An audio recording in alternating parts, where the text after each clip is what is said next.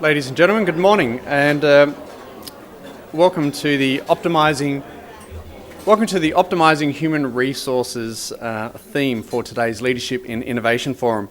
I'd like to introduce our first speaker. Our first speaker is Michael McInerney. Michael is the Joint Managing Director of Gerard Daniels. I'll just read a short bio of Mike before introducing him to the podium. By forging strong partnerships with business leaders, Michael McInerney has developed a reputation for excellence in executive search and selection. He is the Joint Managing Director of a recruiting and human resources consulting firm employing 70 people with offices in Perth, Brisbane, and soon to open another office in London. Michael has worked closely with a broad range of industries, most notably in mining and oil and gas sectors, and major assignments have been conducted in key locations including Europe, North America and Asia. His experience in executive recruitment, together with his understanding of contemporary human resource management practices, allows Michael to closely match an organisation needs with the best executive talent available. Michael holds a Bachelor of Psychology from the University of WA and is also a registered psychologist. Ladies and gentlemen, can you please make welcome Michael McInerney.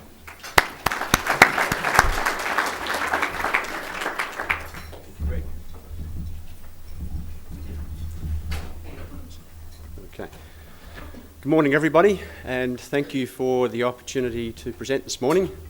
And thank you to Greg and the Australasian Management Centre, and of course to the Sunday Times for their support. Well, this year is an important year for me. One of my sons is studying his TEE. In fact, TE physics is one of his more challenging subjects. And I can tell you that as his dad, I know a whole lot more about physics now than I did at the beginning of the year. And it's this newfound passion that I thought I might use as a guide for this morning's conversation, and that is being a magnet. So let's start a journey which will take us through the thrills of Year 12 electromagnetism. Okay, now have I gone the wrong way, Greg? Good. Magnetism, radio. Well, it's impossible not to have heard of the current skill shortage in Australia, and of course its impact on our economic growth and probably your own organisations. So there's a question to ask. Did we get it wrong? Have we in fact been asleep on our watch as general managers, as chief executives, as HR directors? And what, if anything, are our governments doing about it? And lastly, we all know that if you want something done, it's probably a good idea to do it yourself. But there are many innovative businesses doing it smart out there. And what are some of these ideas that perhaps we could talk about this morning that you might be able to emulate? So did we get it wrong? Could we have seen it coming? And I think more importantly, have we actually been here before?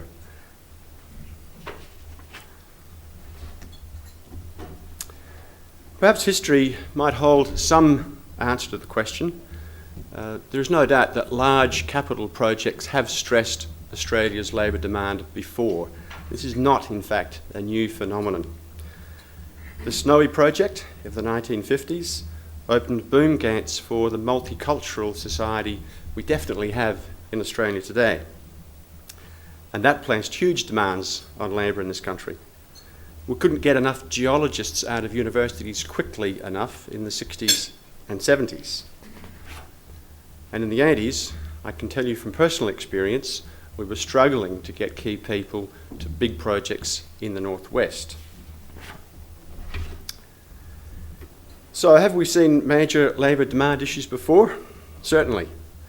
And Australia's leading chief executives and others have stated publicly of recent times that no one could have anticipated the current commodity boom that's driving these demands. So have we been asleep on the watch? Well, when you can be at conferences of recent weeks and months and listen to chief executives who lead big corporations admitting they couldn't see it coming, perhaps the answer is, well, maybe not. But maybe some Australian companies did see it coming. Almost 3 years ago, there was so much going on around the world that we were involved in that several oil and gas groups became very nervous about the availability of labour for major projects. The outlook was so sensitive that reports on sourcing strategies were being presented to boards both in Australia and London. And I can remember sitting up in one of the buildings here in St George's Terrace, probably about 2 to 3 years back, where we were actually engaging economists to forecast labour demand in relation to multi-million-dollar projects around the world. But it's not just resources or booming real estate which are impacting labour supply. And as Greg alluded to, we have a number of threats which will be with us for many years. Compounding the technical skills shortage is the consistent march towards full employment. And we've also got a brain drain, a technical vacuum. We have an ageing population, and the statistics there are actually, in some ways, very frightening if you're a corporation or an organisation in Australia. We've got a well-described declining birth rate, and I can tell you, we've clearly got nowhere near enough physics teachers. So the brain drain has driven an even greater need for investment in skill development. And notwithstanding this, unbelievably, our universities and colleges have been closing engineering schools over the last 5 years. Well, the fall in general employment. Compounding the technical shortage, we see this march towards full employment. And if you look at that picture, with hindsight, it's a staggering picture. And for those of us who may be responsible at board, chief executive, or line management level, if you could have that picture going back a few years, you may well have had other thoughts about some of your planning. It was not that long ago, in fact, that an unemployment rate of under 5% would have been considered unlikely. And will it go lower? So the result is we most certainly, as you all know, have a seller's market. And organisations of every size and every sector are affected. So if you're sitting in this room at the moment and you're an employer of, say, 4 people, I'm sure that you're experiencing similar difficulties in your own organisation as somebody who next to you might be an employer of 400 people. It would be very easy to be critical. We weren't on the watch, we weren't forecasting, we weren't looking.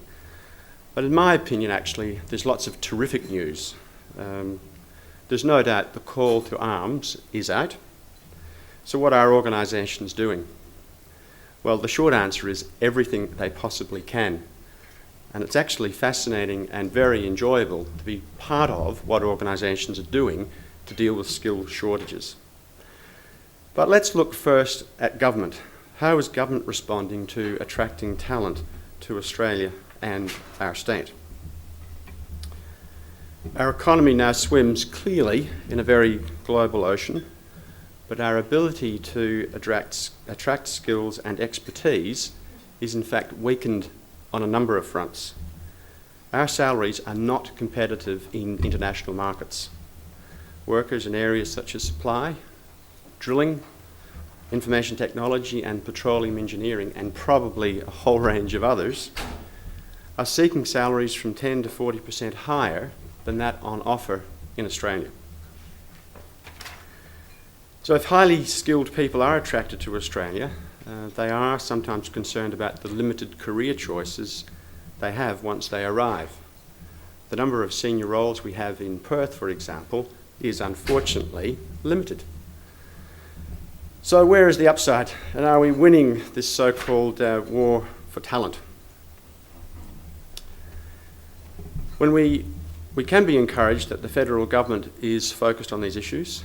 The government is driving a number of initiatives to ensure that Australia is a magnet. Inroads are being made in immigration, taxation on expatriate compensation packages are being addressed, and one of the key issues is the federal government's involvement in actually promoting Australia as the destination of choice. And that's a really critical issue for all of us in this room, that where we have opportunities to promote Western Australia as a destination of choice, or this country, that we do.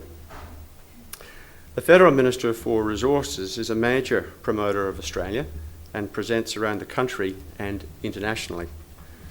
But getting talent to Australia is certainly one thing. What about getting talent directly into Perth? When it comes to drawing people to Perth, you really can feel that we are isolated. So we're talking about bringing people naturally from either the east coast of Australia or from overseas. And in some circles, Perth is considered a backwater. Earlier this year, I met with a very experienced and senior executive in Houston, in the oil and gas side, and I was speechless, if not very taken aback, when he genuinely asked me if there was first world healthcare in Perth. As an aside, there is a perception that people recruited from the East Coast will accept lower salaries, the cost of housing being so much cheaper here. Well, I can tell you that is not the case.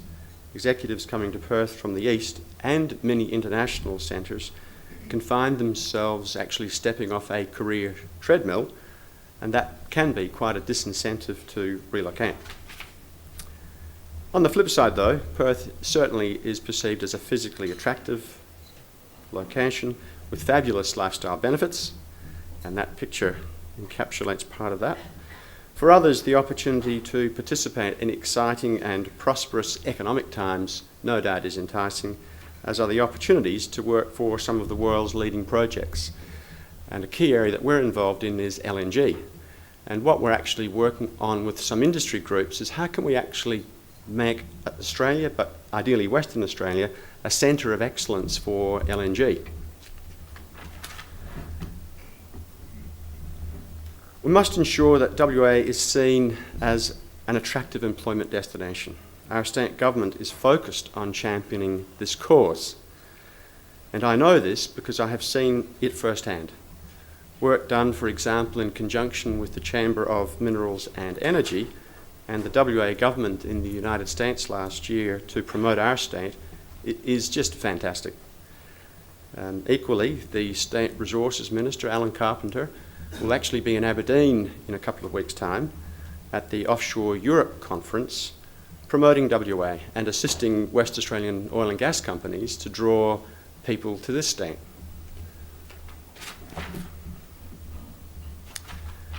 Well, there are also many terrific examples of where organisations are doing it really well for themselves. There are lots of companies successfully making themselves magnets and attracting and keeping talented people in their operations. Sourcing and retention issues are being presented at board level. And 5 or 6 years back, I did not see this in corporate Australia. Companies where directors have an interest in people issues are undoubtedly leading the way. And with a focus from the very top, you really have a chance of making your company a magnet. So, what about some of the ideas that we might be able to learn from? The focus now on workforce planning is intense, and this is an intensity I have not seen up until recently. And it's a great thing, and it must be continued.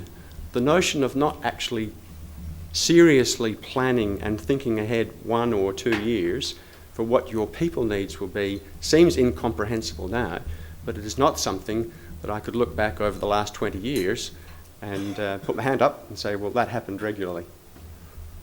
Organisations are certainly looking to their future requirements and planning at least 12 months out, but many with long-term projects will be looking at 5 years plus. And they're putting in place defined strategies with realistic timelines. And they're building a common purpose to win this war. And networks are being used to find people. Networks like we're actually experiencing here this morning. Who knows if the person next to you might be working for you shortly?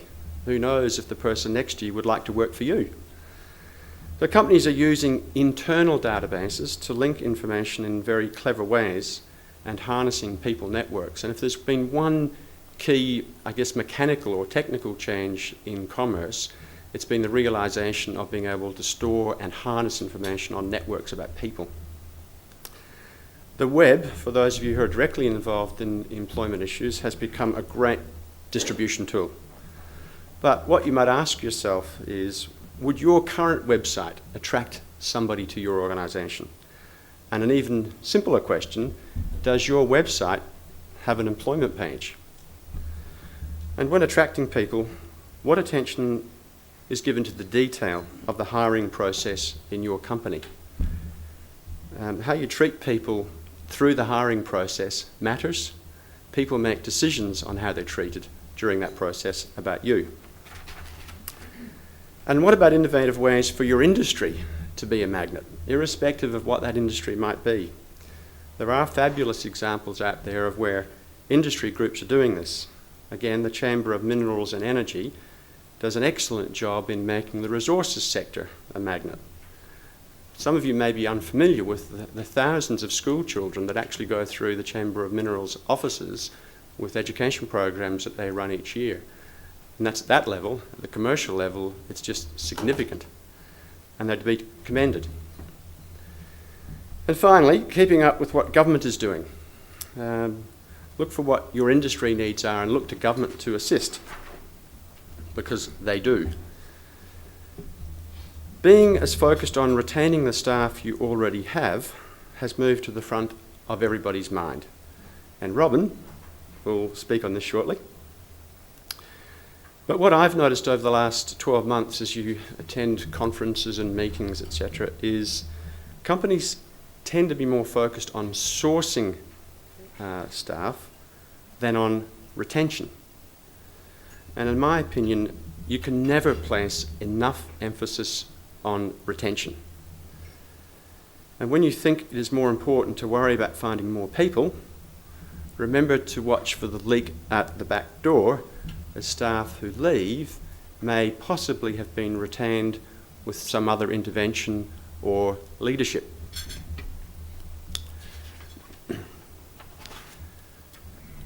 Businesses with a magnetic draw have one thing above all in common. They have a clear and powerful value proposition.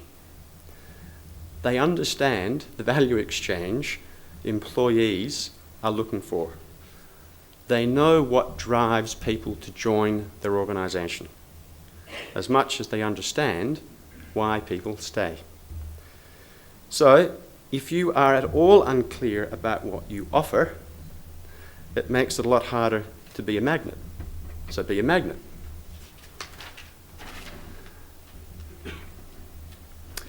Well, if I could leave you with a reminder of Newton's third law of motion, which is what I've got out of Year 12 physics. For every action, there is an equal and opposite reaction. And whilst the forces of skilled shortage undoubtedly threaten our economic growth and probably your company at some form or other, or your organisation, there are things you can do to avoid the threat. And some of them are more interesting than others. So may the force be with you. Thank you very much, everybody.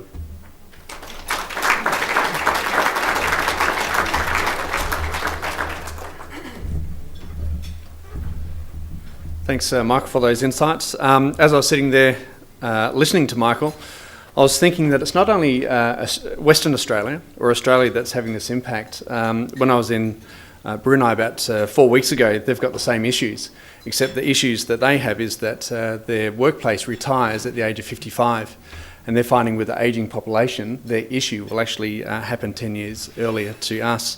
I got an email last night from a past participant who has just decided to leave his technical job with Hewlett-Packard, but to take up exactly the same job, but in UK. So I thought, out of curiosity's sake, I said, why are you leaving? He said, well, when you compare the Sing dollar to the euro, I get paid 3 times as much for doing exactly the same job.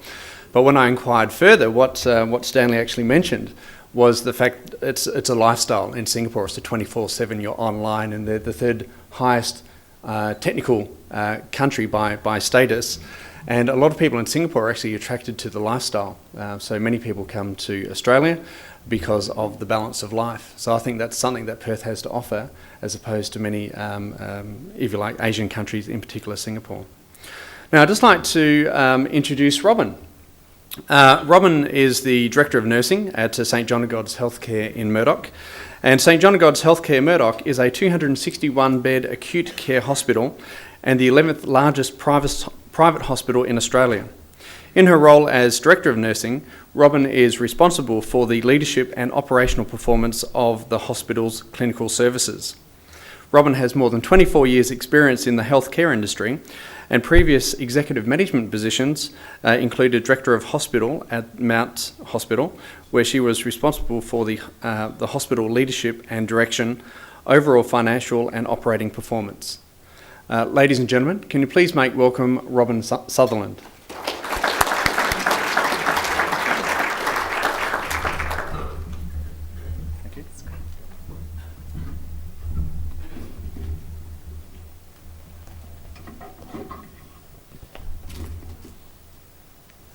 Good morning, everybody. I feel very privileged to be here this morning and talk to you about attraction and retention of nursing people at St John of God Healthcare at Murdoch.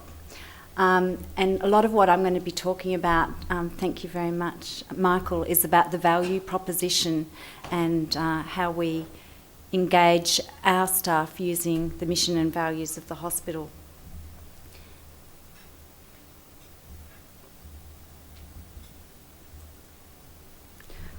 On the subject of labour shortages, as Greg's already alluded to,